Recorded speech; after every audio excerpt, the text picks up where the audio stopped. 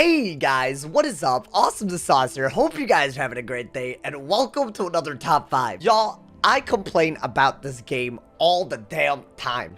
I always make videos talking about what needs to be nerfed in this game. I thought, I'm flipping the script today. We're going to be talking about what I think are the most useless spells in the game, especially in PvP. I'm talking about the top 5 spells that I honestly think should be better. Without further ado, let's get right into my top 5 weakest spells in Wizard101. Number 5 on this list is Spirit Armor and other absorb. It's actually crazy how few scenarios where an absorb is better than a shield, especially considering the fact that a shield is both percent based and fewer pips. Why would you ever do 3 pips for something that just subtracts damage, especially when it's something as small as 400, when you can literally spend those 2 turns both double shielding and gaining pips to do other things? And as if life's absorbs weren't stupid enough, ice is even worse when it comes to absorbs. Somehow they did it even worse on the ice school. Bruh, like, what am I looking at, homie? These X pip absorbs are some of the dumbest things I've ever seen. Now, here's the thing. I will say this.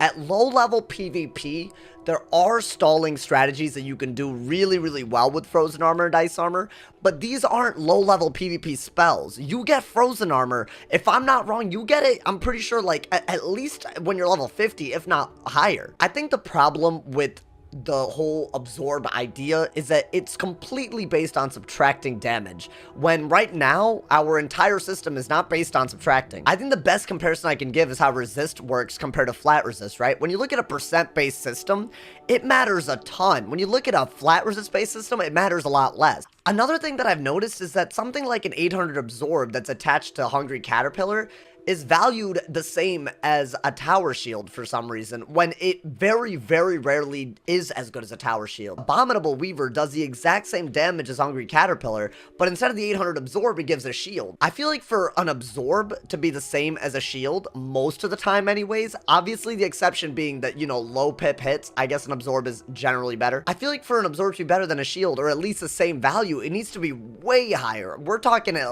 least 1200, and I know that sounds like a lot, but otherwise I just don't see why it's the same as a shield. But besides the whole hit and absorb thing, I also really do think that the actual regular absorb spells, either they just have to do more or they have to be for fewer pips, because at the moment they do very little for you. It would be really cool if you could just put in 1 pip for a Spirit Armor. I would actually think about using it then. But yeah, I think number 5 on the weakest spells in Wizard101 definitely absorbs. They are ass. They are ass. Number 4 is not 1 spell. It's not 2 spells, but it's 3, because death is just 3 times as bad as everybody else. The ones that I'm specifically talking about are Empower, Dark Pact, and Sacrifice, because these are some of the worst spells that death ever has. The problem with all these self-damage hits is that they literally do death damage, and then they do whatever they do, right? So like for example, Dark Pact.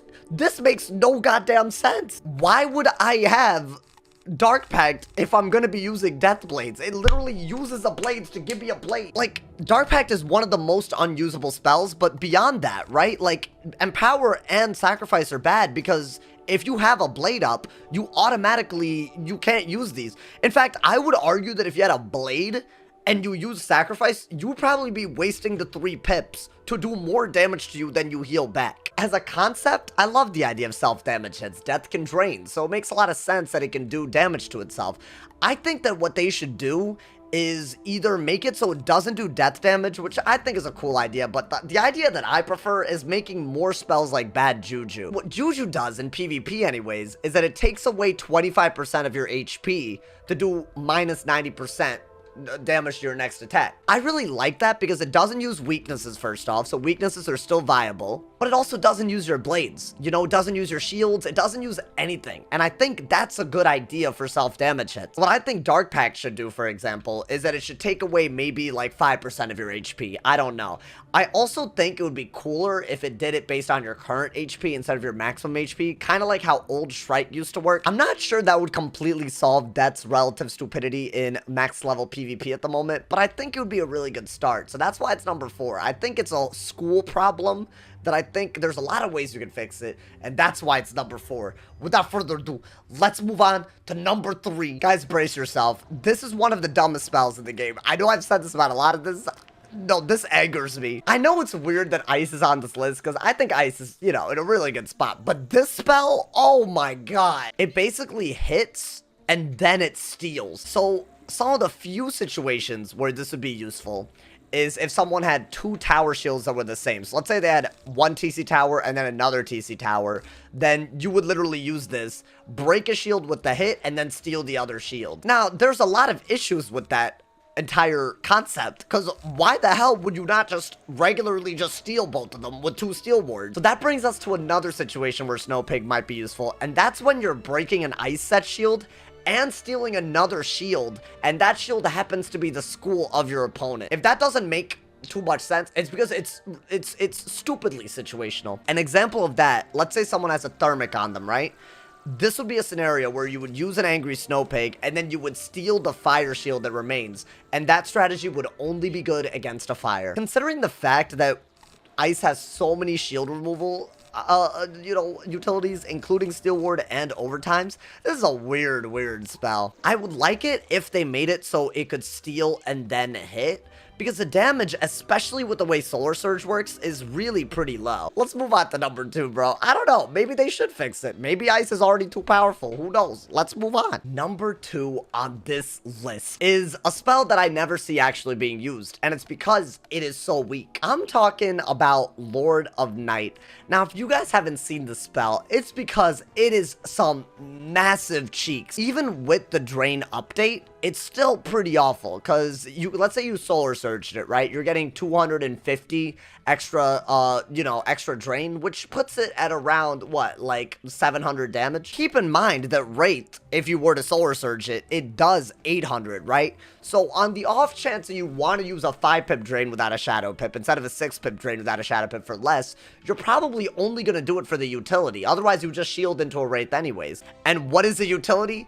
Yet again, just like all the other death spells, for some reason, it's an infection. But it's not just a regular infection. It's not a good infection. This infection is a trap, meaning that it literally puts a trap on your opponent so that if they heal themselves, right? It basically, it applies on it once. What does that mean? That means, let's say like a life wizard were to use a spell like Wings of Fate, it would literally lower the heal on that 75, and then the rest of the 780 would not be affected. So not only is it an infection, which is barely useful against anybody, on the schools that it is useful against, it is cheeks. So yeah, this is some ass. I think they really gotta look into this one. I mean, keep the drain value, whatever, I guess that's not awful. But bruh, like, I think Death is tired of the infections. They're tired of all, like, I mean, like, every spell has it. It would be cool if this had something to it. Since it is a lore spell, it would be kind of dope, possibly, if they made the drain a full drain, because it's just not that good as is. And then at least maybe, you know, you would use this. I don't know, it's not that powerful, so maybe make that one a full drain instead of a half drain. Let's move on to numero uno on this list of useless spells in PvP. I think this is going to be a controversial pick, especially because I've changed my opinion on this several times. Number 1 on my list is actually going to be Scion of Life. I know that seems really, really weird, because I use this spell on my Life Wizard. And here's the thing, I'm not here to say that it needs to be a hit. I think that's what most people are like, oh, make it into a hit so it competes with everyone else. That's actually not my issue with it. My issue with it is that it's almost never better than Dryad. Let's say that you're below 25% HP on a high level wizard that you would have Scion on, right? That means that you're looking at, let's say out of this 10,000, less than 2,500, right? Out of my HP right now. At that point, you're gonna want a 7,000 heal, right? You're gonna want a full heal. At 12 pips, most Dryad TCs actually do more than 2,400. So when you're at around 12 pips, this does a slight bit more, and then it does an overtime heal that makes it slightly better. Considering the fact that that heal overtime can actually be stolen by some schools, and also considering the fact that it's barely any better than a full pip Dryad, I just don't think it's worth waiting until you're below 25 HP to use this. How many people are even gonna let you get below 25% HP? A Dryad, on the other hand, you don't need a certain health to use it. I guess what I'm trying to say is the condition that normally makes other Scions really powerful doesn't really do much for Scion of Life. I don't think that that overtime part should even exist. I think it should be a 1480 heal,